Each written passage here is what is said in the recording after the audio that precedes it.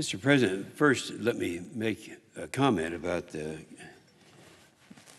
brilliant remarks from my friend from Nebraska.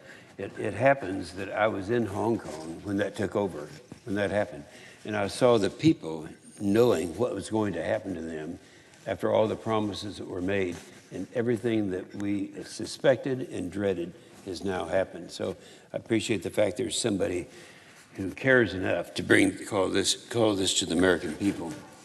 If Mr. President, if the chairman would yield for just one moment, yes. I would also like to praise the chairman for the work that he does.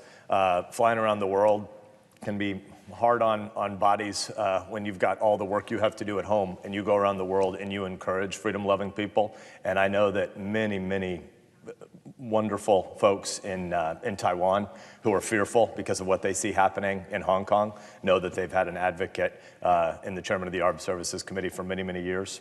And so to the people in Taiwan who are also scared in this moment, Jim Inhofe is a heroic speaker, and I just want to thank him for the work that he's done there. Thank you very much. Thank you. I appreciate that. It's been a tough time here. I would say he's made my day.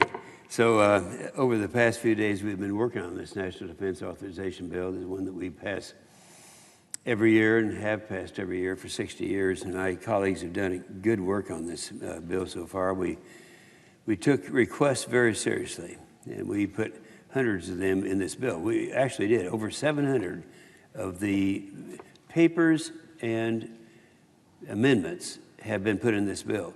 One of the reasons we wanted to do this is because we didn't used to do it, but we actually this time did.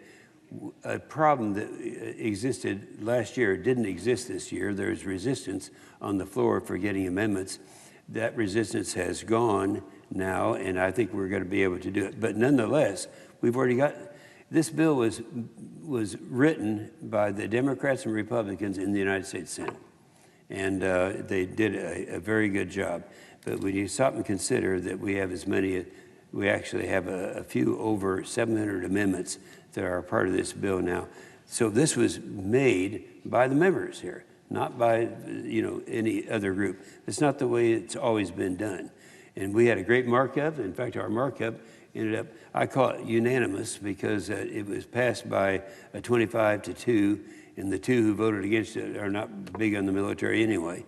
So I call it unanimous, and that's unusual. Unusual. You get a bill this size to pass unanimously out of a committee to the Senate floor. And this is going to happen today. I feel very good about the progress we're making, and we come back from this 4th of July recess. We're going to be able to finish it, and it should be in good shape. So, in a few moments, I'll be asking for unanimous consent on adoption of the manager's package and to make 6 amendments in order. By my estimation, this is the first time in the last, well, at least the last few years that we've really considered and voted on this many individual amendments on the floor. Senator Reid, I have to say something about Senator Reid. We differ on some things, but it's always been, we've reached agreement on virtually every issue. And I was glad we've been in agreement on amendments. We were pushing hard to have even many more amendments. We wanted to consider as many as possible, and we wanted every member to have a say in this bill. And that's exactly what happened. I'm glad we're able to reach a bipartisan path forward to complete consideration of this bill right after the recess. And that's exactly what we're going to do. Gone over a lot of the reasons this bill is so important over the past week, so I'll keep it simple. Just here's why we need to pass this bill. First of all, it gives our troops the needed and deserved raise. It's out there.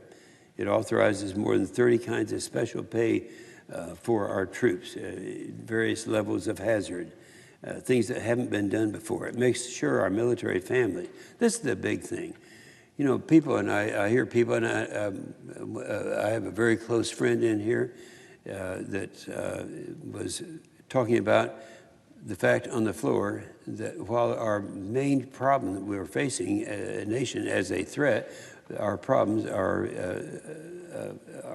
China and Russia. And yet, you made the comment and the observation that we spend more on military than the two of them put together, and that's true. But I did want to remind him, and I did on the floor yesterday, there's a reason for that. And the reason for that is the most expensive thing that we have in the military that we deal with every year are people.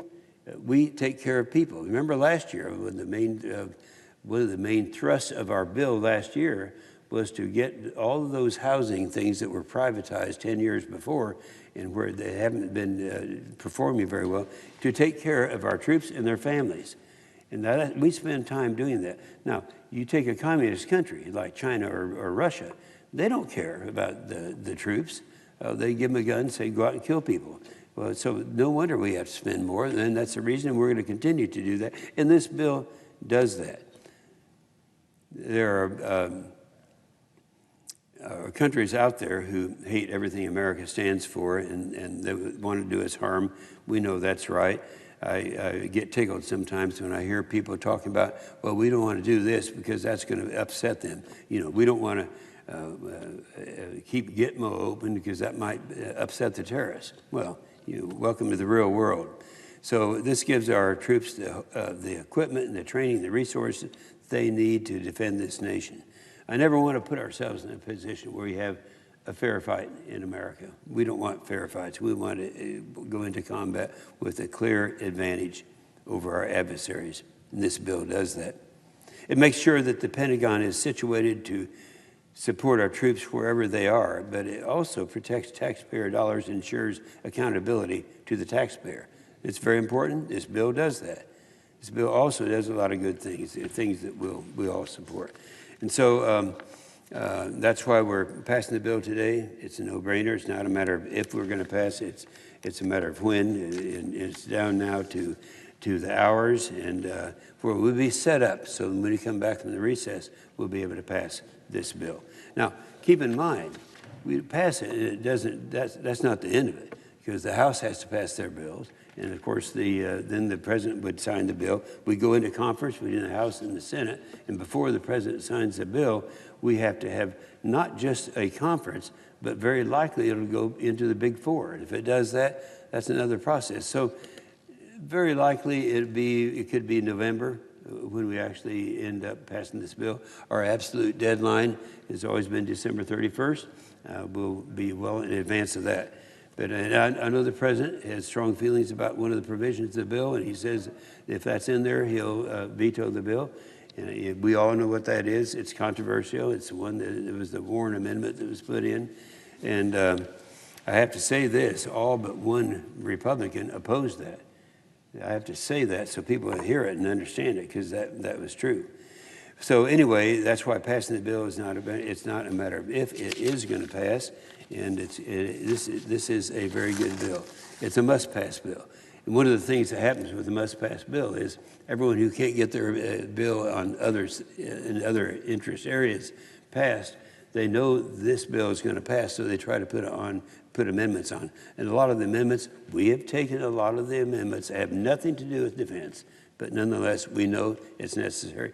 And it's been necessary for 60 years. This is nothing new. So I'd remind our colleagues that we have a long ways to go yet, and we'll make sure that the conference report is a bipartisan one when we get to that point, and so that both parties can support it. It's exactly what we have right now. I have to say, with Senator Reid, we very carefully weighed our portions of the bill as well as amendments to make sure that we were fair to both sides, both the Republicans and the Democrats, and that's the product that we have in front of us.